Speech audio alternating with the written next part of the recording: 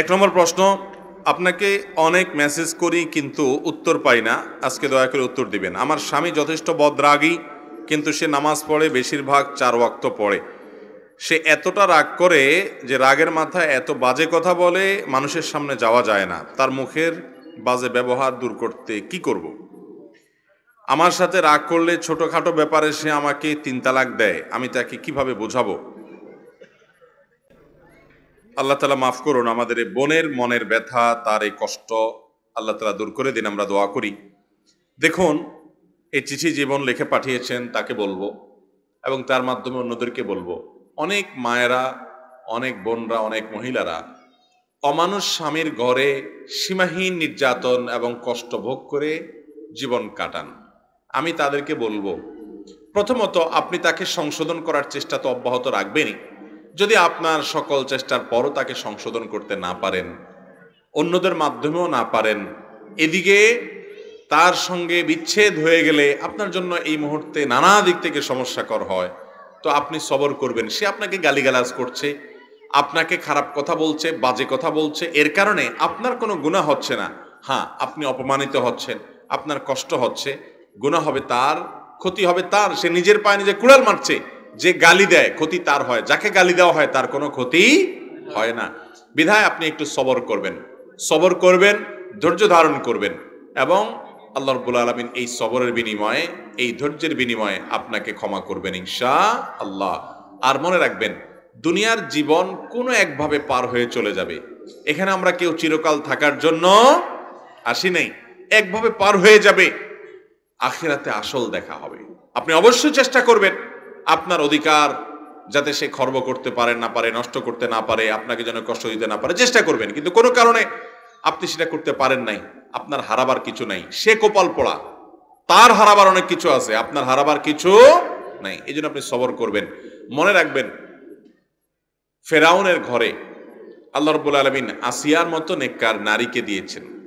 এ আল্লাহর বান্দি বহু কষ্ট সহ্য করেছে, ফেরাউনের বহু অত্যাচার সহ্য করেছে, বহু জুলুম সহ্য করেছে।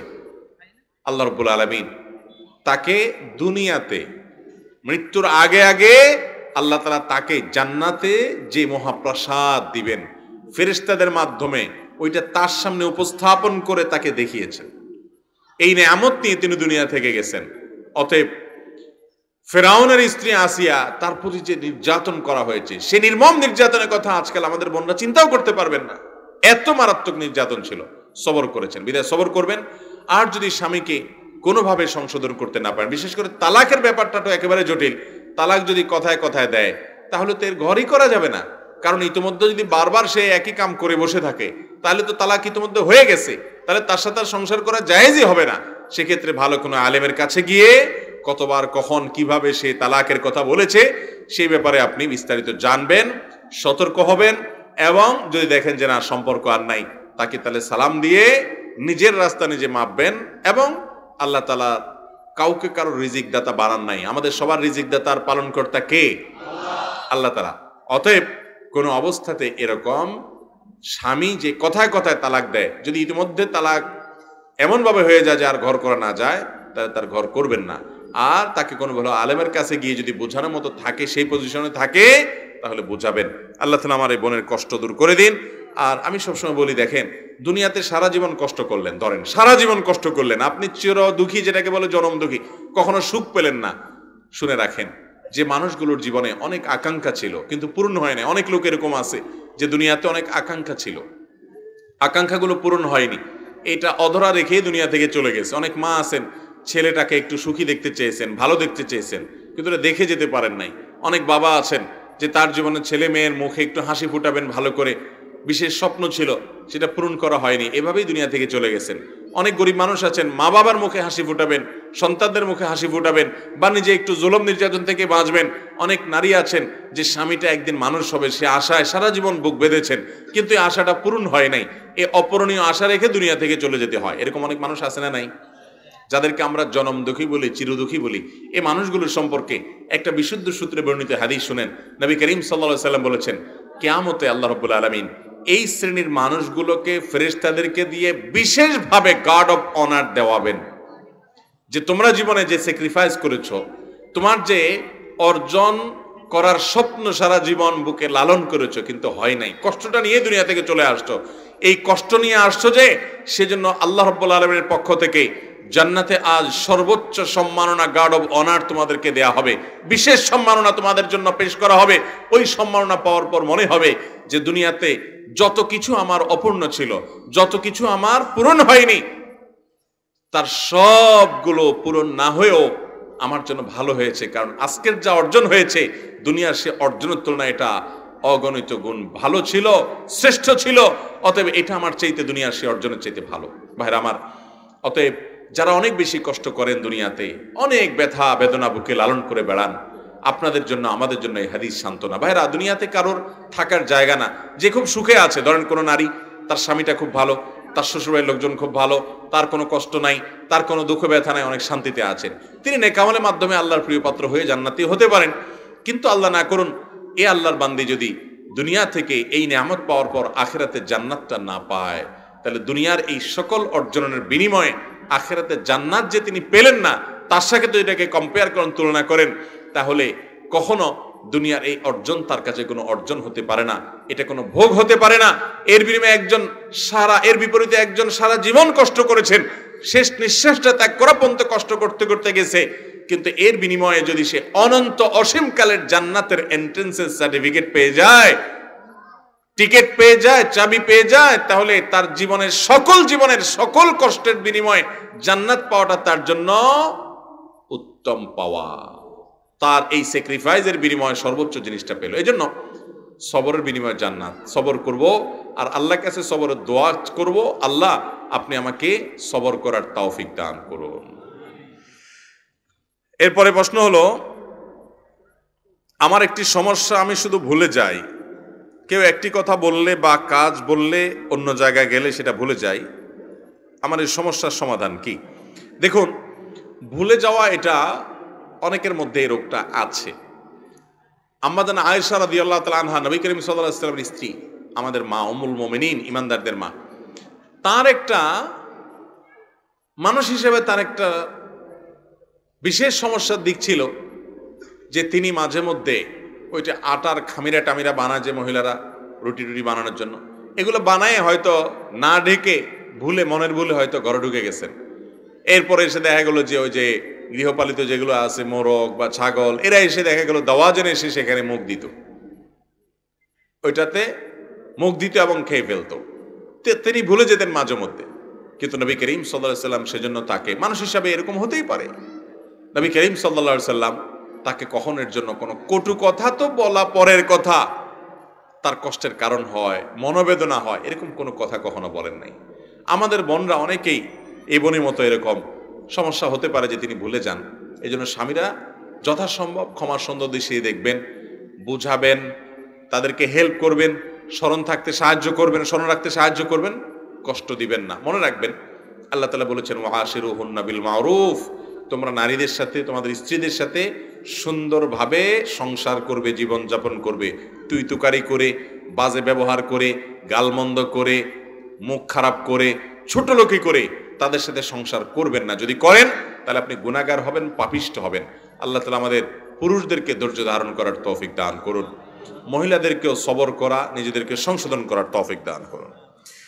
আমি একটি স্কুলে শিক্ষকতা করতাম। পাঠ্য বইয়ের পাশাপাশি শিক্ষার্থীদের নামাজ, পর্দা, হারাম সম্পর্কে ইত্যাদি সম্পর্কে কোরআন ও হাদিসের আলোকে তাদের সচেতন করার চেষ্টা করতাম। আলহামদুলিল্লাহ, আমার উসিলা বেশ কিছু ছেলে মেয়ে দিনের পথে ফিরতে থাকে।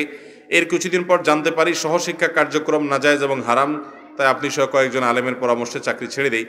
এখন আমার প্রশ্ন হলো, আমি যদি যথাসম্ভব নজর হেফাজত করে শিক্ষার্থীদের মাঝে দাওয়াতের উদ্দেশ্যে স্কুলে চাকরি করি, তবে তো আমার জন্য জায়েজ হবে কিনা? দেখুন, কোনো শিক্ষা প্রতিষ্ঠান যেখানে সহশিক্ষা চলমান আছে, যদি সেখানে অ্যাডাল্ট ছেলেমেয়েরা একসাথে পড়ালেখা করে, আপনি তাদের মধ্যে শিক্ষকতা করতে গিয়ে নিজে যদি গুনাহে লিপ্ত হয়ে যান, চোখের গুনাহ অনবরত হতে থাকে, তাহলে আপনার এই গুনাহ থেকে বাঁচার সংগ্রাম করা আপনার জন্য ফরজ। এই গুনাহ থেকে বাঁচার সংগ্রাম করা আপনার জন্য ফরজ।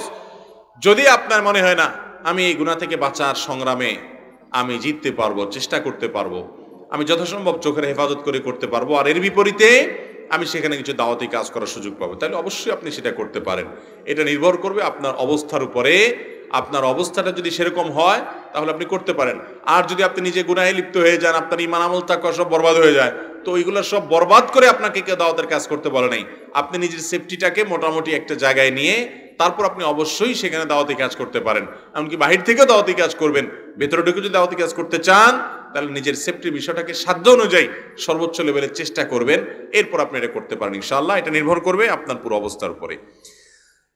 আমি নববিবাহিত যুবক, আমার স্ত্রী মাদ্রাসা পড়ুয়া, নামাজি, পর্দানুসীন। বিয়ের কিছুদিন পর স্ত্রীকে নিয়ে পাশের এলাকা বেড়াতে যায়। প্রতিমধ্যে ঘড়িতে দেখি আসর ওয়াক্ত শেষ হতে 15 মিনিট সময় বাকি আছে। বাড়িতে গিয়ে ওয়াক্ত পাবো না, তাই বাজারের একটি মসজিদে স্ত্রীকে নামাজ পড়ার কথা বললে সে অসম্মতি জানায়। তখন তাকে জোর করে উজু করিয়ে মসজিদে নামাজ পড়াই। নামাজের শেষের দিকে মসজিদের মুয়াজ্জিন তার নামাজ পড়া দেখে ফেলে। শ্বশুরবাড়ির লোকজন মসজিদে নামাজ পড়া বিষয়টিকে ভালোভাবে নেয়নি। এখন আপনি বলুন আমি কি ভুল করেছি না সঠিক করেছি? ভাইরা, আমাদের মা বোনদেরকে নিয়ে যদি আমাদের কোথাও সফরে যাওয়া লাগে, পথে নামাজের ওয়াক্ত হয়, তখন নামাজটা কি শুধু পুরুষদের উপরে ফরজ হয় না মহিলাদের উপরে ফরজ হয়? মহিলাদের উপরে ফরজ হয়। এই ফরজ নামাজের ওয়াক্ত যখন হয়ে যায়, পুরুষ মহিলা সবার উপরে ফরজ হয়। তখন কোনো মহিলা যদি নিজের গন্তব্যে গিয়ে ওই ওয়াক্তের ফরজ নামাজটা আদায় করতে পারবে, সেই সুযোগ সময় থাকে হাতে, তাহলে তিনি বাসায় গিয়ে নামাজ পড়লে চলবে। কিন্তু যদি এমন হয় যে না, গন্তব্যে যেতে যেতে এই ওয়াক্তের এই নামাজের ওয়াক্তই থাকবে না, তাহলে অবশ্যই তাকে ফরজ নামাজ পড়ে ফেলতে হবে, যে অবস্থায় হোক। এমনকি যদি রাস্তার ধারেও দাঁড়ায় নামাজ পড়তে হয়, পড়ে ফেলতে হবে। ইন্নাস সালাতা কানাত আলাল মুমিনিনা কিতাবাম মাওকুতা। নিশ্চয় নামাজকে আল্লাহ রাব্বুল আলামিন ঈমানদারদের জন্য, এখানে নারী পুরুষ সকলের জন্য বলা হয়েছে, নির্দিষ্ট সময় পড়াটাকে ফরজ করেছে। অতএব ওয়াক্ত চলে যাচ্ছে, উনি রাস্তার পাশে এক জায়গায় দাঁড়ায় পড়ে নামাজ পড়বেন, মসজিদে এক কোণা নামাজ পড়বেন, অথবা কোনো দোকানে নামাজ পড়তে তোমার লজ্জা হচ্ছে, এই লজ্জাটা শয়তানের সৃষ্টি করতেছে, এটা ঈমানি লজ্জা নয়। অতএব নিজের বোন, মা, স্ত্রী, কোনো মাহরাম মহিলার সাথে থাকলে নামাজের ওয়াক্ত হলে তাদেরকে নামাজ পড়াতে হবে। প্রয়োজনে মসজিদের এক কোণে পড়াবেন। উচিত তো হলো বাজারের এবং পাবলিক প্লেসের যে মসজিদগুলো আছে সেগুলোতে অবশ্যই মহিলাদের জন্য যেন নামাজের ব্যবস্থা থাকে, কারণ মহিলাদের ওয়াক্ত হলে তারা যেন নামাজ পড়তে সেখানে পারে, সে ব্যবস্থা রাখা উচিত। যদি কোনো কারণে না রাখে, তাহলে ইমাম সাহেবকে, মুয়াজ্জিন সাহেবকে বলে, মসজিদের খাদেম সাহেবকে বলে, যদি নির্জন কোনো জায়গায় পাওয়া যায় সেখানে এক পাশে নামাজ পড়বে। নির্জন কোনো জায়গা নাই, কাউকে পাওয়া যাচ্ছে না, নামাজ পড়তে হবে, তাহলে ওই অবস্থায় পড়ে নেবে। প্রয়োজনে এক পাশে নেকাব পরে, এমনি সাধারণ অবস্থা মুখ ঢেকে মহিলারা নামাজ পড়বে না, কিন্তু এখানে অন্য পুরুষরা আছে দেখা যাবে, তাহলে মুখ ঢেকে প্রয়োজনে ওই অবস্থা নামাজ পড়ে নেবেন। এটাকে যদি শ্বশুরবাড়ির লোকজনরা খারাপ ভাবে নেয়, এটা তাদের অজ্ঞান ও তাদের না বুঝার কারণে। যে নারী এটার ব্যাপারে তিনি এটাকে মনে করছেন তার স্বামী তার প্রতি অবিচার করছেন, তিনি ভুল করছেন, বরং ওয়াক্ত হলে নামাজ পড়তে হবে। আমি আমার পরিবার নারীদেরকে নিয়ে এরকম একাধিকবার হয়েছে যে বিভিন্ন জায়গায় পাবলিক প্লেসে দেখা গেল নামাজের ওয়াক্ত চলে যাবে, আর সময় পাওয়া যাবে না, তো মসজিদের এক কোনায়, পিছনে, দোতলায়, কোনো এক জায়গায় নিজে পাশে দাঁড়িয়ে থেকে তাদের নামাজ পড়ায় নিছি। এরকম প্রায় সময় হয়, এবং এটা হওয়াটাই বাঞ্ছনীয়। এটাকে দোষের মনে করা মূর্খতা এবং অজ্ঞানতা। ইমানদার যেখানে ওয়াক্ত হবে সেখানে নামাজ পড়বে। যদি নামাজের ওয়াক্ত নিজের বাড়িতে গেলে না থাকে বা না থাকার ভয় থাকে, তাহলে সেক্ষেত্রে মহিলারা অবশ্যই নামাজ পড়ে ফেলতে হবে। এমনকি আপনি অনেকে অজুহাত দেয় যে হুজুর নামাজ পড়ার কোনো জায়গা নেই, মসজিদ বন্ধ। আমি বলি ভাই, আপনি এটা দোকানে ঢুকে যদি দোকানদারে বলেন ভাই আমার সাথে আমার ওয়াইফ আছে, আমার মা আছে, 4 রাকাত নামাজ পড়বে, বাংলাদেশে কোনো দোকানদার নিষেধ করবে? আমার তো মনে হয় না। অবশ্যই জায়গা করে দিবে যে ভাই শুধুমাত্র ফরজ নামাজটা পড়বে, ছুটে যাচ্ছে, একটু সময় দেন, সবাই জায়গা দেবে ইনশাল্লাহ। অতএব যারা এই সমস্ত ঠুনকো অজুহাতে নামাজ পড়েন না, অনেক মহিলা আছে বোরকা পরে, 5 ওয়াক্ত নামাজ পড়ে, বাসায় নামাজ পড়ে, বাহিরে তিনি আর নামাজ পড়তে চান না, ইতস্ত বোধ করেন যে মানুষের সাথে নামাজ পড়বে, এটা মূর্খতা। আরে নামাজ হলো ইমানদারের জন্য শ্বাস প্রশ্বাস জীবন রক্ষার জন্য যেরকম গুরুত্বপূর্ণ, ইমানের জন্য নামাজ ওরকম গুরুত্বপূর্ণ। এটা ছাড়া ইমানদারের ইমানে টিকতে পারে না। বিধায় ফরজ নামাজ চলে যাবে আর সে কিসের লজ্জা, লাজুকতা, জড়তার কারণে নামাজ পড়বে না, এটা হতে পারে না, এটা জাহালাত এবং মূর্খতা। অতএব নামাজ সর্বাবস্থা আমরাও পড়বো, আমাদের মা বোনদেরকেও পড়াবো ইনশাআল্লাহ। সফরেও ছাড় দেব না। অনেক সময় দেখা যায় রেলে, বিমানে অনেক পুরুষ, মহিলাদের কথা কি বলবো, অনেক পুরুষ আছে নামাজি মানুষ, কিন্তু ওখানে নামাজ পড়ে না। কেন? বলে যে ঝামেলা, কিভাবে পড়বো? আরে ভাই, জান্নাতের আশা করেন আর একটুকু ঝামেলা সহ্য করবেন না? চলন্ত বাসে, বাস থামবে না, এদিকে ফজরের ওয়াক্ত চলে যাচ্ছে, অজু আছে, এই অবস্থায় আমি এরকম একাধিকবার হয়েছে, সম্ভবত না জানি একবার তো শিওর, যে বাসের অবস্থায় ওই বাসের যে মাঝখানে চিপা জায়গাটা আছে ওখানে দাঁড়ায়া বাস যেদিকে যাচ্ছে তার উল্টা দিকে কেবলা, বস ওদিকে দাঁড়ায় নামাজ পড়ে ফেলছে। সিট ধরে ধরে নামাজ পড়েন, পড়ে যাওয়ার ভয় থাকলে সিট ধরেন, কোনো অসুবিধা নেই। আর দাঁড়াইতে পারেন না, বৃদ্ধ মানুষ, তো বসে বসে পড়েন। নামাজ পড়তে হবে, কোনো অবস্থাতে ছাড় নাই। আপনি রেলে যাচ্ছেন, রেলে নামাজের জায়গা আছে কিনা খবর নেন, নামাজের জায়গা নাই, তাহলে সেক্ষেত্রে আপনার ওই যে দরজার যে চিপা আছে আশেপাশে, এই জায়গাগুলোতে একটু ফাঁক করে 2 রাকাত নামাজ পড়ে ফেলান। আপনাকে কেউ বাধা দিবে না, সবাই সাহায্য করবে ইনশাআল্লাহ। অতএব হিম্মত থাকতে হবে, হিম্মত। ফরজ নামাজ ইমানদার কখনো ছাড়তে পারে না, যেটা ছাড়ার মতো সেটা ছাড়েন, কিন্তু ফরজ নামাজ ছাড়তে পারবেন না। আপনি ফরজটা অন্তত পড়েন, সুন্নত দরকার হলে, অসুবিধা হলে না পড়লেন ওই দিন। অতএব সফরে, রেলে, বিমানে, যে অবস্থায় থাকি না কেন 5 ওয়াক্ত নামাজ সময় মতো পড়তে হবে, পুরুষদের জন্য, নারীদের জন্য, এক্ষেত্রে কোনো ছাড় নাই। সফরে যাওয়ার আগে প্ল্যান করবেন যে নামাজের ওয়াক্তের কি হবে, এবং যদি ফেঁসে যান ওই অবস্থায় নামাজ পড়তে হবে আপনাকে, যাই থাকুক না কেন। আল্লাহ আমাদেরকে বোঝার তৌফিক দান করুন।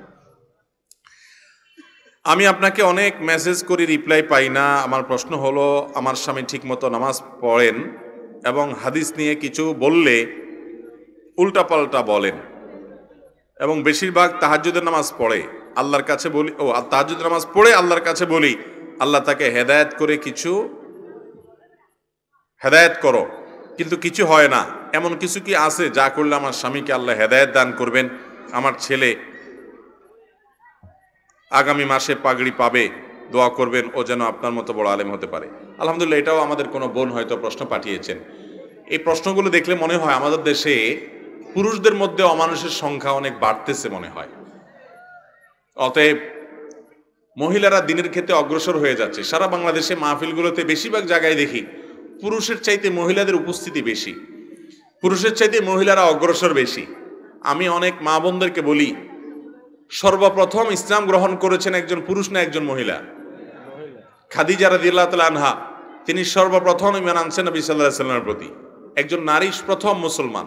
দেখেন, ইসলামের প্রথম সদস্য একজন নারী, একজন পুরুষ না। কিন্তু আল্লাহর জন্য সর্বপ্রথম নিজের জীবন বিলিয়েছেন, শাহাদাত বর্জন করেছেন, তাও একজন নারী, কোনো মহিলা না।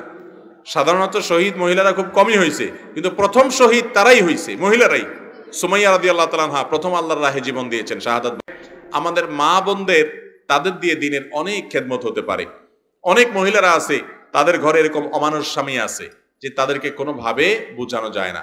আমার এই বোনকে এবং অন্য বোনদেরকে বলতে চাই, যাদের এরকম অমানুষ স্বামী আছে, আপনি আপনার চেষ্টা চালাবেন, দোয়া করবেন, ভালোবাসা দিয়ে, মোহাব্বত দিয়ে, আদর স্নেহ দিয়ে তাকে আপনার লাইনে আনার চেষ্টা করবেন।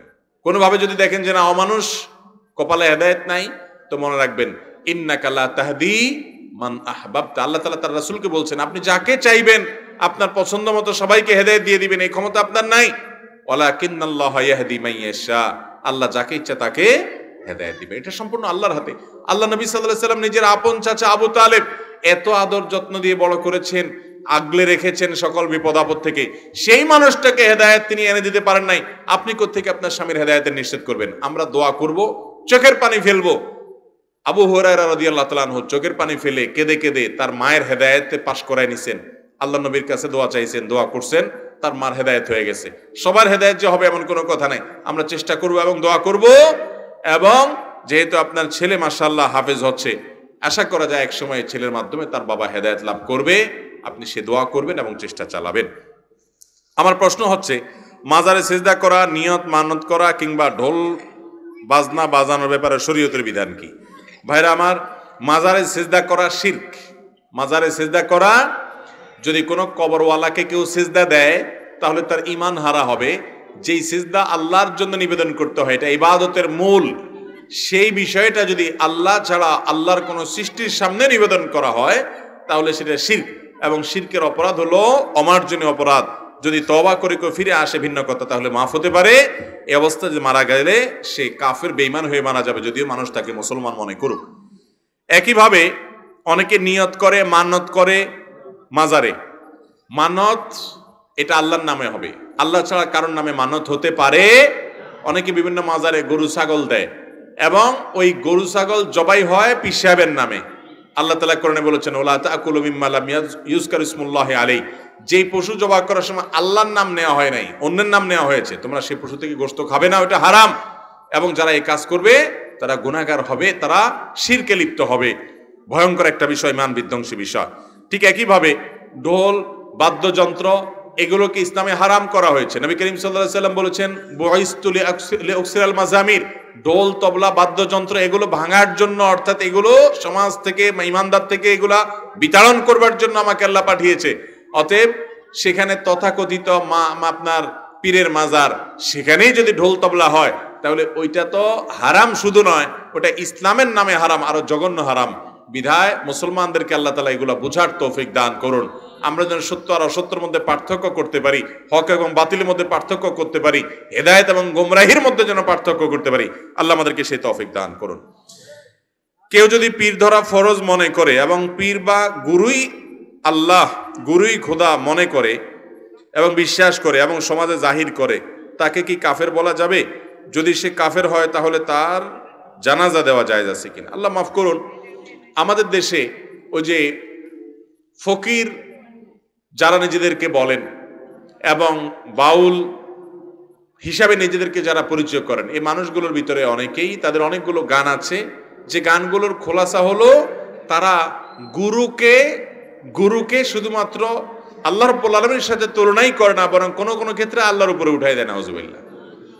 তো এগুলো যদি কেউ করে সজ্ঞানে জেনে বুঝে, তাহলে তিনি যে কাফের হবেন এ ব্যাপারে কোনো সন্দেহ নাই। কারণ কোথাকার কোন গুরু? আরে গুরু তো দিন শেষে একটা মানুষ, সে তো আল্লাহর গোলাম কিভাবে মালিকের সমান হয়? অতএব তাকে আল্লাহর সমকক্ষ মনে করা এটা কুফরি, এর কারণে ঈমান চলে যাবে। যদি কেউ এরকম বেঈমান হয় তাহলে তার জানাজা পড়া যাবে। জীবদ্দশায় সে এরকম বিশ্বাস লালন করে দুনিয়া থেকে গেছে, আপনি জানেন, তাহলে তার জানাজা পড়া যাবে না। বর্তমানে যুবকদের হরহামেশাই দেখা যায় টাকনুর নিচে প্যান্ট পরতে, এর পরিণাম ও গুনাহ সম্পর্কে জানতে চাই। খুব সুন্দর এবং দরকারি একটা প্রশ্ন ভাই। আমাদের অনেক যুবক ভাইরা আছেন এবং কি অন্য বয়সের লোকজনও আছেন যে টাকনুর নিচে প্যান্ট পরেন, পুরুষ মানুষ, অথচ নবী করিম সাল্লাল্লাহু আলাইহি ওয়াসাল্লাম বলেছেন, মা আসফালা মিনাল কাবাইনি মিনাল ইজারে ফিন্নার। যারা টাকনুর নিচে লুঙ্গি পরে বা এই লুঙ্গি জাতীয় পোশাক বলতে যেগুলো উপর থেকে ঝুলে নিচের দিকে যায়, যেমন চাদর, জুব্বা, প্যান্ট, পায়জামা, লুঙ্গি, এগুলো যদি টাকনুর নিচে চলে যায় পুরুষেরটা, তাহলে ওই অংশ জাহান্নামে যাবে। আর ওই অংশ জাহান্নামে গেলে উপরেরটা জান্নাতে যাবে তা না, এর মানে সে জাহান্নামে যাবে। এটা ভয়ঙ্কর অপরাধ ভাইরা আমার। কোন কোন হাদিসে ইজার শব্দ থাকলেও অন্য হাদিসে এটা নাই। মা আসফালাল কাবাইনি ফাফিন্নার আছে, টাকনুর নিচে যা যাবে, অর্থাৎ উপর দিক থেকে যেগুলো নিচের দিকে যায়, এরকম কিছু থাকলে এটা জাহান্নামে যাবে। অতএব মোজা যদি পরেন আপনি, তাহলে মোজা তো নিচের দিক থেকেই উপর দিকে উঠে, ওইটা টাকনুর নিচে থাকলে অসুবিধা নাই। অনেক সময় দেখা যায় মোজা এবং পায়জামা একসাথে অ্যাটাচ থাকে, বাচ্চাদের থাকে, অনেক সময় ডিউটিতে বড়দেরও থাকে, তো এগুলো ভিন্ন কথা। বাট উপর থেকে যেগুলো গেছে, চাদর, লুঙ্গি, প্যান্ট, পাজামা, জুব্বা, অনেকে আরাবিয়ানদেরকে দেখে যে আরব দেশের মানুষরা ইয়া লম্বা লম্বা জুব্বা পরে, মাথায় কত সুন্দর একটা রুমাল, একটা চাক্কা টাক্কাও পিন্দে, আবার দেখা যায় টাকনুর নিচে তাদের জুব্বা ঝুলে থাকে। আমাদের অনেক ভাইরা দেখি বিভ্রান্তিতে পড়ে যায়, হায় হায় হুজুররা বলে কি, আমি দেখি সবচেয়ে বড় হুজুর এদিকে টাকনুর নিচে জুব্বা আছে কি নাই এরকম। তো এই আরাবিয়ানদেরকে দেখতেছেন এরকম, তাদের জন্য হাদিস আলাদা নাই, একই হাদিস, ওইটাও গুনাহের কথা, সেটাও জাহান্নামে যাওয়ার কারণ হবে। ওইটা জুব্বা পড়লে যে জায়েজ হবে, হালাল হবে, এমন কোনো কথা নাই। তারা অনেকে যারা আপনার দেখেন এরকম টাকনুর নিচে জুব্বা পরে, দেখবেন এরকম জুব্বা পরে ওই আরাবিয়ানরা অনেকে ইয়া লম্বা লম্বা সুর উঠে ধরায়, রেলগাড়ির মতো ধোঁয়া ছাড়ে। সেই জন্য আপনি কি বলবেন যে এটা খাওয়া হালাল হয়ে গেছে? কি বলেন? তারা ওইটা পরে অনেক আকাম কুকাম করে, সেজন্য সেটা কি জায়েজ হয়ে যাবে? ওটা তাদের আঞ্চলিক পোশাক হিসাবে তারা পড়ে, বিধায় টাকনুর নিচে গেলে সেটা কখনো হালাল হতে পারে সর্বসম্মতিক্রমে ওলামা একরামের এটি না জায়েজ এবং গুনাহের কথা। ভাইরা অনেকে বলেন এটা অহংকারের কারণে, কারণ কোন কোন হাদিসে অহংকারের কথা আসছে। ভাইরা আমার, অহংকারের কথা কোন কোন হাদিসে থাকলেও বিশুদ্ধ মত এবং সংখ্যাগরিষ্ঠ আমাদের মত হলো এটা কথার কথা বলা হয়েছে, বেশিরভাগ অহংকারের কারণে হয়, কিন্তু কার অহংকার আছে কার না এটা মাপার মিটার নাই বা নিয়ন্ত্রণ করা যায় না। এই জন্য টাকনুর নিচে যেন পোশাক না যায়। হ্যাঁ, কারোর যদি এরকম হয় অসতর্কবশত বারবার তিনি উঠায়, তাও কখনো চলে গেছে তার অজান্তে, সেটা ভিন্ন কথা। যে হয়তো তার ঢিলা থাকে, কোনো কারণে বাঁধন দুর্বল হয়ে নিচের দিকে চলে যায়, তার কথা ভিন্ন। কিন্তু টাকনুর নিচে প্যান্ট পরা, পাজামা পরা জায়েজ নাই। ভাইরা আমার, যুবক ভাইরা বিশেষ করে দেখেন, ইবলিস আমাদেরকে এমন কালচার দিয়েছে যে এমন পোশাক পরবেন, হয় টাকনুর নিচে চলে যাবে আর নাহলে হাঁটুর উপরে উঠবে, হয় শর্ট প্যান্ট পরবেন আর নাহলে টাকনুর নিচে চলে যাবে। ঠিক না বেঠিক? অথচ দুইটাই হলো হারাম। আপনাকে থাকতে হবে মাঝামাঝি, এই হাঁটু থেকে টাকনুর মাঝামাঝি। দুনিয়াতে দেখেন কিয়ামত যত নিকটবর্তী হবে, হাদিসে যেটা যত নিষেধ আছে ওইটা বেশি জোর করে মানুষ করবে, অর্থাৎ শয়তান ওটা করাবে মানুষকে দিয়ে। ওটা দেখে বুঝবেন যেটা শয়তান করাচ্ছে। মহিলাদের জন্য টাকনুর নিচে পর্দা যেহেতু করতে হবে, যেন টাকনুর নিচে যত বেশি ঢাকতে পারে তত ভালো, কারণ তাদেরকে পর্দা করা ফরজ। আর পুরুষরা টাকনুর উপরে পড়বে। আর এখন উল্টে গেছে, এখন হলো কি, এখন হলো পুরুষরা টাকনুর নিচে পড়ে আর মহিলারা কি টাকনুর উপরে। কিসের প্লাজো পায়জামা বাইরে হয়েছে? প্লাজো। আর একটা কি জানে, ধুতি পায়জামা, দেখতে ধুতির মতো লাগে। আরে মুসলমান, এই প্লাজো পায়জামা পরে যখন বাইরে যায় কোনো মহিলা, তার পায়ের গোছা দেখা যায় পেছন থেকে একটা অংশ, এটা কি জায়েজ না হারাম? হারাম। এরকম বদরোগ আমাদের মধ্যে আছে না নাই? মা বোনরা বাসায় হয়তো এরকম শর্ট কিছু পড়লেন যেটা টাকনুর উপরে, সেটা ভিন্ন কথা, তার মাহারামদের সামনে। তো মাহারামদের সামনে না, বাইরে এরকম পড়লে সেটা গুনাহ হবে। আর আজকাল অবশ্য দেখবেন যে স্টাইল করে অনেক যুবকরা টাকনুর উপরে প্যান্ট পরে, ভালো, আলহামদুলিল্লাহ, একটা ভালো স্টাইল বাইরে হয়েছে, কিন্তু স্টাইল করে না, ওটা হারাম থেকে বাঁচার জন্য আমরা করব। অনেকে দেখবেন নামাজের সময় ওই প্যান্টটা গোছায় নেয়, আবার নামাজের পরে যেই সেই করে দেয়, আছে না নাই? টাকনুর নিচে প্যান্ট পরা হারাম, এটা শুধু নামাজের সময় নিয়ে হারাম, নামাজের সময় বাইরে হারাম না। তাহলে সর্বাবস্থায় টাকনুর উপরে প্যান্ট পরতে হবে। আল্লাহ তাআলা আমাদেরকে বুঝার তৌফিক দান করুন। মিলাদ পড়া বিদআত আমরা জানি। এই মিলাদের পরিবর্তে বর্তমানে যে দোয়ার আয়োজন হচ্ছে, এটা কি সুন্নাহ সম্মত? ভাইরা আমার, মিলাদের নামে দুরূদ পাঠের জন্য সবাই একত্রিত হওয়া, ডাকা, এটাকে যে ফরম্যাট আমরা বানিয়ে রেখেছি, এরকম কথা কোরআন হাদিসে বলা হয়নি। কোরআন হাদিসে যে ইবাদত করতে যেরকম ফরম্যাটের কথা বলা হয়নি, আমরা যদি সেটা বানায় নেই তাহলে সেটা বেদাতে পর্যবসিত হবে। ওইটাকে আমরা সওয়াব মনে করে করলে, কারণ এটা নকল, ইসলামে নাই, অথচ আমরা নিজেরা বানা নিলাম ইবাদতের নামে। ইবাদতের নামে কোনো কিছু বানা নিলে সেটা জায়েজ হয় না, গুনাহের কারণ হয় বরং আরো। কিন্তু এখন প্রশ্ন হলো যে এই মিলাদের পরিবর্তে দোয়ার অনুষ্ঠান হয়, মূলত এরকম কোন দোয়ার জন্য নবী করিম সাল্লাল্লাহু আলাইহি ওয়াসাল্লাম সবাইকে ডেকে, সাধারণত যে আসো অমুকের বাসায় সবাই আসো, অমুকের দোকানে সবাই আসো, এসে একটু দোয়া করো, এরকম কোন ট্র্যাডিশনাল দোয়া ডেকে ডেকে লোকজন একত্র করে সমবেত হয়ে নবী সাল্লাল্লাহু আলাইহি ওয়াসাল্লাম করেছেন বলে আমার জানা নাই। সুন্নাহ হলো প্রত্যেকে যার যার দোয়া আল্লাহর কাছে নিবেদন করবেন, অন্যদের কাছে দোয়া চাইবেন। কাকতালে এভাবে কিছু মানুষ একত্র হয়ে গেছেন যে কোনো কারণে, সেখানে কোনো একজন দোয়া করছেন, সাথে অন্যরা আমিন বলছেন, একটা হাদিস দ্বারা বোঝা যায় সেই দোয়া আল্লাহ তাআলা কবুল করবেন। কিন্তু দোয়ার জন্য আমরা যেটা করেছি যে আসেন অমুক জায়গায় দোয়া, তমুক জায়গায় দোয়া, তো এটাও আস্তে আস্তে এটাকে আমরা ওই মিলাদের ওই ভার্সনের দিকে নিয়ে যাচ্ছি। আল্লাহ তাআলা আমাদেরকে সুন্নাহ মেনে চলার তৌফিক দান করুন। নবী করিম সাল্লাল্লাহু আলাইহি ওয়াসাল্লামের জীবনে মানুষ ঘরবাড়ি উদ্বোধন করে নাই, মানুষ ঘরবাড়ি নতুন বানায় নাই, দোকানপাট করে নাই, সেখানে তারা কিভাবে দোয়া করেছেন দেখেন তো। সেই ফরম্যাটটা অনুসরণ করার চেষ্টা করেন, জানার চেষ্টা করেন যে তারা কি এরকম সবাইকে ডেকে এনে এরকম আমাদের মতো সম্মিলিত আপনার দোয়ার আয়োজন করে তারপরে উদ্বোধন করেছেন, তারপরে কাজ শুরু করেছেন, বা এরকম কোন দোয়ার সমাবেশ বা আয়োজন করেছেন, এরকম কিছু পাওয়া যায় কিনা। দোয়া একটা পার্সোনাল ইবাদত ভাই, যার যার মতো করবেন। হ্যাঁ, কখনো একত্রিত হয়ে গেলেন বিচ্ছিন্নভাবে ভিন্ন বিষয়, বাকি পরিকল্পনা করে এভাবে দোয়ার নাম দিয়ে একত্র হওয়া, এটা কোরআন হাদিসে নবী করিম সাল্লাল্লাহু আলাইহি সাল্লামের বা সাহাবা ইকরামের কোনো আমলের মধ্যে এভাবে অহরহ সচরাচর তারা এরকম করতেন, এরকমটি আমার জানা নাই। আল্লাহ আমাদেরকে সুন্নাহ খুঁজে খুঁজে খুঁটে খুঁটে সে অনুযায়ী কাজ করার তৌফিক দান করুন। কবর জিয়ারত করার সুন্নাহ পদ্ধতি কি? জিয়ারতের সঠিক দোয়া কোনটা? আমাদের সমাজে কবরের দিকে ফিরে নামাজের মতো দাঁড়িয়ে যেভাবে দোয়া করার প্রচলন আছে তা কি সুন্নাহ সম্মত? দেখুন, কবরের কাছে যাবেন, কবরবাসীকে সালাম দিবেন। কবর জিয়ারতের উদ্দেশ্য হবে দুইটা। কবর জিয়ারতের উদ্দেশ্য কয়টা? এক নম্বর উদ্দেশ্য হলো কবরে যাবেন যাতে আপনার আখিরাতের কথা স্মরণ হয়, যে আমাকে এখানে আসতে হবে, তাই সোজা হয়ে যায় সময় থাকতে আমি তওবা করে ফিরে আসি।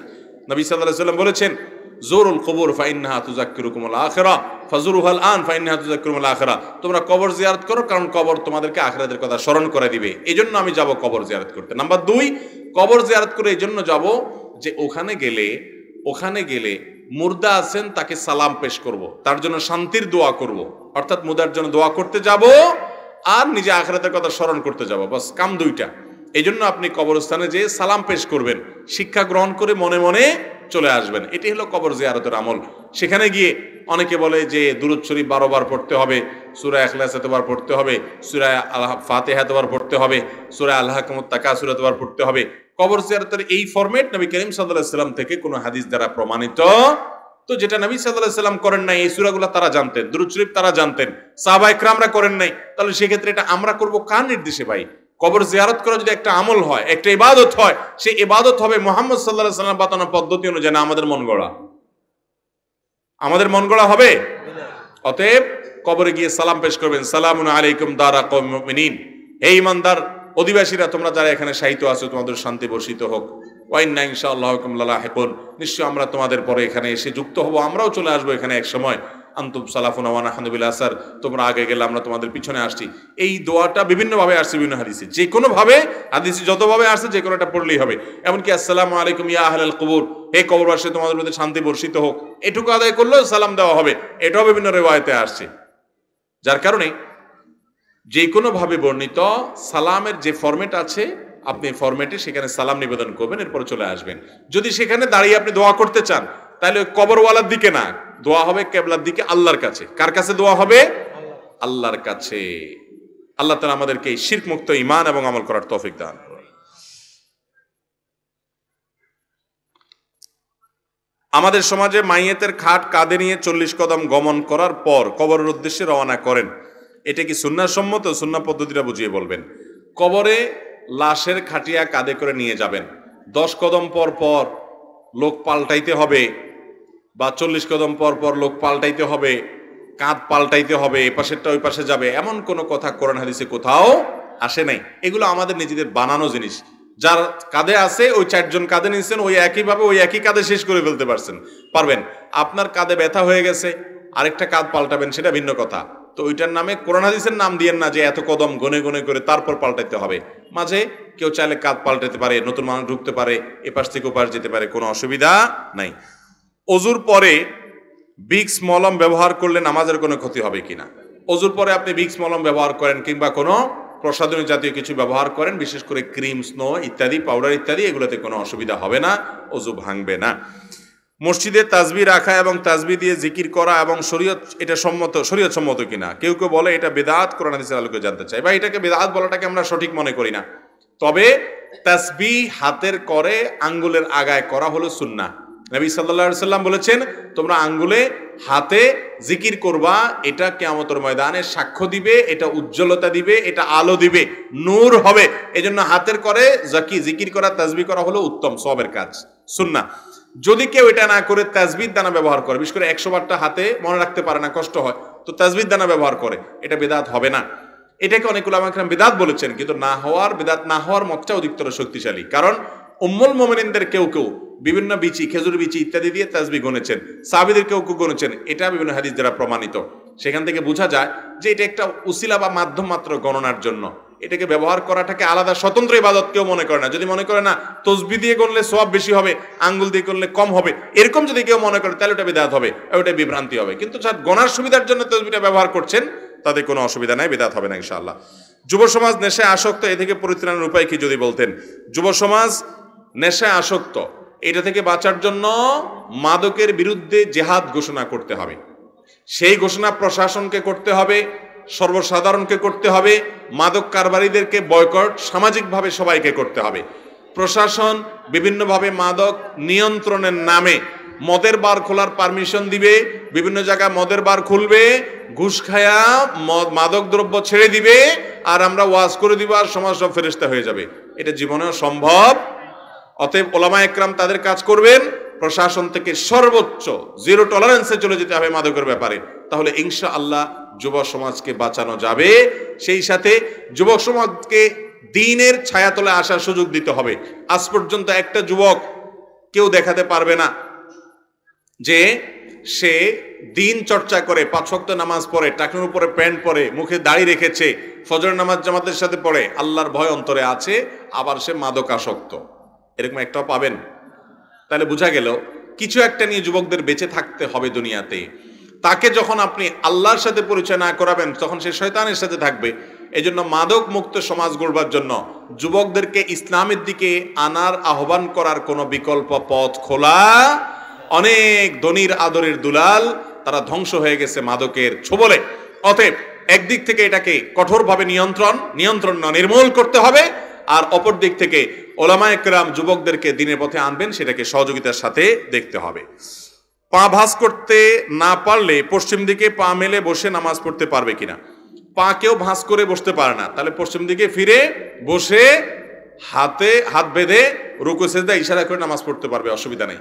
পশ্চিম দিকে দোনো পা মেলে দিলেন, মনে করেন এদিকে কেবলা, দোনো পা মেলে বসলেন, আল্লাহু আকবার বলে হাত বাঁধলেন, রুকু করলেন, সেজদা করলেন, ইশারা, এটা জায়েজ আছে। আমরা অনেকে মনে করি আর কেবলার দিকে ফিরে কেমনে নামাজ পড়বে পাও দিয়া, কোনো অসুবিধা নেই। যদি সে পাও ভাঙতে না পারে, পাও কেবলার দিকে ফিরে বসে নামাজ পড়াতে অসুবিধা নেই। আমার প্রশ্ন, মেশকাত শরীফের এক হাদিসে আছে, আর যে বড় দল থেকে পৃথক হয়ে যাবে তাকে পৃথকভাবে জাহান্নামে নিক্ষেপ করা হবে। এখানে বড় দল বলতে কোন দল? আর যাই হোক, দেখেন আমাদের দেশে একটা গ্রুপ আছে, নাম হলো হিজবুত তাওহীদ, এরকম আরো বহুত গ্রুপ বাইর হয়েছে। এদেরকে আপনি এ হাদিসের জ্বলন্ত উদাহরণ বলতে পারেন, কারণ হাদিসের ভাষ্যটা খেয়াল করেন। নবী সাল্লাল্লাহু আলাইহি ওয়াসাল্লাম বলেছেন, মান শাজ্জা সুজ্জা ফিন্নার, যে ব্যক্তি মুসলমানদের মূল যে আপনার ফ্লো থাকবে, স্রোত থাকবে, এটা থেকে যে পৃথক হয়ে যায় তাকে জাহান্নামেও নিক্ষেপ করা হবে পৃথকভাবে। কিছু লোক বাইর হয়েছে দেখবেন, আহলুস সুন্নাহ ওয়াল জামাআহ, যারা কোরআন এবং সুন্নাহকে অনুসরণ করে, এই ধারা থেকে বের হয়ে কিছু মানুষ বলে না, দুনিয়াতে সব বিকৃত হয়ে গেছে, সবাই খারাপ হয়ে গেছে, সে একলা ভালো আছে। এরকম কিছু মানুষ মাথা গজায় কিছুদিন পর পর, সব সমাজে এরকম আছে। যেমন হিজবুত তাওহীদের লোকেরা বলে যে সব ইসলাম ভেজাল হয়ে গেছে, তাদের ইমাম সে প্রকৃত ইসলাম নিয়ে আসছে। ইসলাম বলে না তারা, কি বলে? ইসলাম। ইমাম বলে না, কি বলে? ইমাম। এমন এক ইমাম যে ইমামের মুখে দাড়িও নাই, নবী সাল্লাল্লাহু আলাইহি ওয়াসাল্লাম যেটা রাখার নির্দেশ করেছেন সেটাও নাই, যে ইমাম কোরআনটাকে ভালো করে শুদ্ধ করে পড়তে পারার কথা কল্পনাও করা যায় না, তার কোরআন আয়াত তেলাওয়াত শুনলে আলেম তো পরের কথা, আলিফ বাতাসার যে ছাত্র মক্তবের ওরা দেখলেও হাসবে যে এই অবস্থা। এই লোক বলে কোরআনের মানে টেক্সট পড়ার যোগ্যতা জান নাই শুদ্ধ করে, সে নাকি গোটা বিশ্বের মুসলমানদের রক্ষা করার জন্য প্রকৃত ইসলাম নিয়ে আসছে। বিড়ি সিগারেট খায়, টাকনুর নিচে প্যান্ট পরে হারাম কাজ করে, পর্দার কোনো বালাই নাই। নবী সাল্লাল্লাহু আলাইহি ওয়াসাল্লাম বলেছেন নারীদের জন্য সর্বোত্তম লাইন হলো তারা পেছনে থাকবে, সে সামনে নিয়ে আসছে, এবং ঢলাঢলি মাখামাখি। শরীয়তে হারাম যা আছে সব করে, শরীয়ত বুঝার মতো যে বেসিক যোগ্যতা, একবারে এবিসিডির যোগ্যতা, সেটা পর্যন্ত নাই। এইসব লোকগুলো নাকি ইমাম হয়ে সবাইকে রক্ষা করবে। এই যে মূল দল সবাইকে ধ্বংস বলে সবার ইসলাম নাকি বিকৃত, তারা আসল ইসলাম নিয়ে আসছে। এটা হলো গোমরাহির আলামত। এখানে মূল দল বলতে সকল মুসলমানরা মৌলিকভাবে কিছু বিষয়ে একমত, সেগুলোতেও যারা দ্বিমত করে, যেমন কথার কথা নামাজ কিভাবে পড়বেন, নামাজের মৌলিক পদ্ধতি, এটা নিয়ে তেমন কোনো দ্বিমত নাই। আপনি যত মুসলমানদের মতো মত পার্থক্য আসুক, হানাফি থাকুক, আহলে হাদিস থাকুক, এমনকি আপনার যারা মিলাদ কিয়াম করেন তাদের সাথেও মৌলিকভাবে পার্থক্য নাই, যে ঠিক আছে রুকু করতে হবে, একটা সিজদা করতে হবে, দুইটা এইভাবে আস্তে আস্তে উঠতে হবে। কিন্তু এদেরকে দেখবেন তারা বলে না নামাজ এভাবে পড়লে হবে না, তাহলে কি করতে হবে? আর্মিদের ট্রেনিং এর মতো লেফট রাইট, তারা এরকম নামাজ পড়ে, দেখছেন না ভিডিও? তো এইরকম মূল যে জামাত মুসলমানদের মূল যে ফ্লো, এটা থেকে বের হয়ে যায় যারা, তাদের সম্পর্কে এই কথা বলা হয়েছে। আল্লাহ তাআলা আমাদেরকে গোমরাহির সকল পথ থেকে বেঁচে থাকার তৌফিক দান করুন। কোন কোন ক্ষেত্রে আত্মীয়তার সম্পর্ক ছিন্ন করা যায়, দয়া করে একটু বলেন। খুব সুন্দর একটা প্রশ্ন এবং দরকারি প্রশ্ন। আত্মীয়তার সম্পর্ক ছিন্ন করা এটা কি সওয়াবের কাজ না গুনার কাজ? শুধু গুনাহের কাজ না, আত্মীয়তার সম্পর্ক ছিন্ন করা হারাম, জঘন্য হারাম। আর আত্মীয়তার সম্পর্ক রক্ষা করা ফরজ। রক্ত সম্পর্কীয় আত্মীয় যারা, তাদের সাথে সম্পর্ক বজায় রাখতে হবে অবশ্যই। এখন কথা হলো, কোন কোন ক্ষেত্রে আত্মীয়ের সাথে সম্পর্ক রাখার কোনো ব্যবস্থা নেই, বরং ছিন্ন করতে হয়। তো সেটা কোন সময়গুলো? তার এক নম্বর হলো, ধরেন কখনো আপনার রক্ত সম্পর্কে আত্মীয় আপন ভাই উল্টাপাল্টা করতেছে, ভুল পথে আছে, আপনি তাকে যদি সংশোধন করেন, তাকে যদি নসিহত করার জন্য অভিমান করেন, সম্পর্ক ছিন্ন করলেন যে আমি এখন কথা বলবো না তোর সাথে, যা তোর সাথে আমার কোনো উঠা বসা নাই, আপনি সীমিত সময়ের জন্য আপনি তাকে অভিমান করে বয়কট করলেন, এটা স্থায়ী বর্জন না। উদ্দেশ্য তাকে একটু বোঝানো যে আমি কষ্টে আছি, তুমি যেন ফিরে আসো। তো এই সুযোগ দেওয়ার জন্য আপনি বয়কট করছেন, এটা জায়েজ আছে। আবার যদি এমন হয় যে আত্মীয়ের সাথে সম্পর্ক রক্ষা করতে গেলে সে আমার ধ্বংস ডেকে আনবে, আমার ক্ষতি করবে, সে আসলে আমার কাছে ঘেঁষতে দিলে সে বিপদ করে, এর ইতিপূর্বে বিভিন্নভাবে প্রমাণিত, তাহলে এখন আত্মরক্ষার জন্য, তার ক্ষতি থেকে বাঁচার জন্য আপনি দূরত্ব বজায় রাখতে পারবেন। কিন্তু বাহির থেকে তার কল্যাণ কামনা করবেন, তার জন্য দোয়া করবেন, তার হেদায়েতের আশা করবেন, এবং নিজে থেকে তার উপকার করার কোনো সুযোগ পাইলে সে চেষ্টা করবেন। কিন্তু কাছে ঘেঁষলে বা সম্পর্ক রাখতে গেলে সে দেখা যায় ব্ল্যাক ম্যাজিক করে, জাদু টোনা করে, আপনার ক্ষতি করে, একটা ভেজাল লাগাই দেয়। এইসব থেকে বাঁচার জন্য আপনি নিজেকে দূরে রাখতে পারবেন, কিন্তু এক্ষেত্রে সাবধান হবেন যে ঠুনকো অজুহাতে যেন আত্মীয়কে বর্জন না করেন। বাংলাদেশের শহর বন্দর গ্রামগঞ্জ বুঝে না বুঝে সমকামীদের সংখ্যা সর্বত্র বাড়ছে। বিভিন্ন সামাজিক যোগাযোগ মাধ্যমে প্রকাশ্যে তাদের সরব উপস্থিতি পাওয়া যায়, তাদের সংখ্যা আমাদের চিন্তার বাহিরে। এ ব্যাপারে আমাদের আলেম সমাজের কোনো ভূমিকা দেখছি না। আমার প্রশ্ন, সমকামীদের পর ইসলামের বিধান কি এবং সমকামীরা এর থেকে কিভাবে পরিত্রাণ পেতে পারে? ভাইরা আমার, জেনা, একজন পুরুষ একজন নারী জেনা করলে যে অপরাধ হয়, পুরুষ পুরুষ কিংবা নারী নারী সমকামী লিপ্ত হলে তার চাইতে জঘন্য অপরাধ হয়। এবং সমকামিতার অপরাধের ইসলামী দণ্ডবিধিতে যে শাস্তি রয়েছে সেটা সবচেয়ে জঘন্য এবং সবচেয়ে মর্মান্তিক শাস্তি। এবং একটা জাতি ধ্বংস হওয়ার জন্য, একটা জনপদ আল্লাহর গজবে শেষ হওয়ার জন্য সমকামের এই অপরাধটা যথেষ্ট। লূত আলাইহিস সালামের জাতি যে অপরাধ করেছে, তাদের পুরো এলাকাটাকে আল্লাহ তাআলা উল্টিয়ে দিয়ে ধ্বংস করে দিয়েছেন। কিয়ামতের আগে এভাবে সমলে শেষ আল্লাহ তাআলা করবেন না। এবং লূত আলাইহিস সালামের জাতিকে যে ধ্বংস করেছেন তাদের এই সমকামের অপরাধের কারণে, তার চিহ্ন নিশানা আলামত ওই এলাকাতে এখনো আছে। আপনি তৎকালীন বৃহত্তর শামদের, যেটাকে বলে জর্ডান অঞ্চলে, আশেপাশে আপনি গেলে লূত আলাইহিস সালামের সেই ধ্বংসের স্মৃতি বা সাক্ষী এখনো দাঁড়িয়ে আছে। ওই সমস্ত জায়গায় কিছু হয় না, পানি বলেন মাটি বলেন সবকিছু স্বাক্ষর বহন করে যে আল্লাহ তাআলা উল্টায় দিয়েছেন, আল্লাহর গজবে শেষ হয়। ভাইরা আমার, এই জন্য সমকামিতার এই অপরাধ, এটাকে আমাদের সমাজে স্বাভাবিক করার অনেক প্রয়াস পাচ্ছে। এই যে কয়দিন আগে ফুটবল বিশ্বকাপ হয়ে গেল, আপনার অনেক খেলোয়াড়দের অনেক পছন্দের দলের সমর্থন করেছেন জাস্ট খেলা মনে করে, অথচ তারা শুধু খেলতে আসে নাই, তারা তাদের সমকামিতার মতো এত জঘন্য গুনাহকে, অপরাধকে পৃথিবীতে প্রতিষ্ঠিত করবার জন্য খেলতেছে। এটা তাদের একটা অন্যতম উদ্দেশ্য। তাদের অনেকের জার্সিতে বিভিন্ন জায়গাতে সমকামীদের যে মার্কা রংধনু, ওই রংধনু মার্কা তারা নিয়ে নেমেছে। জার্মান না কোন একটা দল, তারা সমকামিতার সপক্ষে অবস্থান নিয়ে মাঠে তারা দাবি জানাবে, কাতার সরকার সে অনুমোদন না দেওয়ার কারণে তারা মুখে হাত দিয়ে নাকি প্রতিবাদ করেছে। তো এই ধরনের বিষয়গুলো যদি সেখানে ঘটে, আপনারা তাদেরকে সমর্থন করছেন। এইভাবেই তো সমকামিতার প্রচার প্রসার, এটাকে স্বাভাবিক করে দেওয়া হয়। আমাদেরকে দ্বীনি চেতনা চর্চা বাড়াতে হবে যুবকদের মধ্যে, এবং সমকামিতার ভয়াবহতা সম্পর্কে ভাইদেরকে বোঝাতে হবে। যারা নিজেদেরকে বাঁচাতে পারছেন না, তারা মানসিক ডাক্তারের কাছে যাবেন, ওলামাদের কাছে যাবেন, বিভিন্নভাবে ট্রিটমেন্ট নেবেন। আল্লাহ তাআলা আমাদেরকে এই ভয়াবহ গজব থেকে বাঁচার তৌফিক দান করুন। স্বামী স্ত্রী পশ্চিম দিকে মাথা দিয়ে শোয়া যাবে কিনা? স্বামী স্ত্রী পশ্চিম দিকে মাথা দিয়ে শুইতে পারেন, উত্তর দিকে মাথা দিয়ে শুইতে পারেন, দক্ষিণ দিকেও মাথা দিয়ে শুইতে পারেন। স্বামী স্ত্রী পশ্চিম দিকে মাথা দিয়ে শুইলে কোনো অসুবিধা হবে এমন কোনো কথা কোরআনে কথা বলা হয় নাই। গর্ভাবস্থায় মৃগেল মাছ খেতে পারবে কিনা? গর্ভাবস্থায় মৃগেল মাছ খান, রুই মাছ খান, কাতল মাছ খান, অন্য কোনো মাছ খান, মাছ না খায় গোশ খান, গোশ না খায় মুরগি খান, সবজি খান, এটা আপনাদের ব্যাপার। ইসলামের নাম দিয়া এরকম বহুত বানোয়ার ভিত্তিহীন কথা আমাদের দেশে মানুষ বানায় রাখছে। আর আমি দেখছি এসব আজে বাজে ভুল ফতোয়া সব মহিলাদের উপরে আরোপ করে যে এটা খাইতে পারবে না। কেন? স্ত্রী গর্ভাবস্থায় স্বামী মৃগেল মাছ খাইতে পারবে না, এই প্রশ্ন করা গেল না? ও, স্বামী কসকস করে ঠিকই খাইবে, ওই বেচারি মহিলা খাইতে পারবে কিনা সেই প্রশ্ন। যত রকম বানোয়ার ভিত্তিহীন মাসালা বেশিরভাগ মহিলাদের উপরে। অবশ্য এই মাসালাগুলো মহিলাদের মধ্যে মহিলারাই বেশি দেয়, পুরুষদের চাইতে মহিলারাই বেশি দেয়। বৌমারের শাশুড়ি যায় বলে, আরে মৃগেল মাছ খাইতো না এই টাইমে, তোমার না পেটে সন্তান আল্লাহ তাআলা রাখছে, খবরদার এটা খেলে ক্ষতি হয়ে যাবে, আরো বেশি করে খাবেন। এই সমস্ত কুসংস্কারের বিরুদ্ধে আরো বেশি সোচ্চার হতে হবে, এগুলোতে কোনো ক্ষতিকর কোনো কিছু নেই। আল্লাহ তাআলা আমাদের সবাইকে যা শুনলাম, জানলাম, বুঝলাম আমল করার তৌফিক দান করুন।